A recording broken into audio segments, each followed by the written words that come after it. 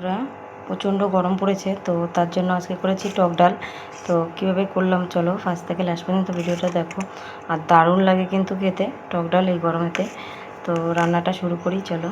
আজকে করছি টক ডাল। তো মুসুরির ডালটা সিদ্ধ করে নিয়েছি লবণ দিয়ে। এখন দিয়ে দিচ্ছি লঙ্কা আর দিয়ে দেবো আম। যেহেতু প্রচণ্ড গরম পড়ছে তো টক ডাল খেতে কিন্তু খুবই ভালো লাগে। দেবো একটুখানি হলুদ দিয়ে এখন একটুখানি ফুটবে ডালটা। বন্ধুরা ডালটা কিন্তু আম দেওয়ার পরে অনেকটাই ফুটে গেছে, তো এখন আমি ফোড়নটা দিয়ে নেব। তো ডালটা প্রথম ঢেলে দেবো। ডালটা ঢেলে নিয়েছি, এখন তেল দিয়ে দিয়েছি কড়াইতে। দিয়ে দেবো শুকনো লঙ্কা। শুকনো লঙ্কা দেওয়ার পরে দিয়ে দেবো কালো সর্ষে। কালো সর্ষেটা দিলে পরে বন্ধুরা খুবই ভালো হয় টক ডালে। আর একটু সর্ষেটা ভাজা করে নেব। তেজপাতা। তো এখন দিয়ে দেবো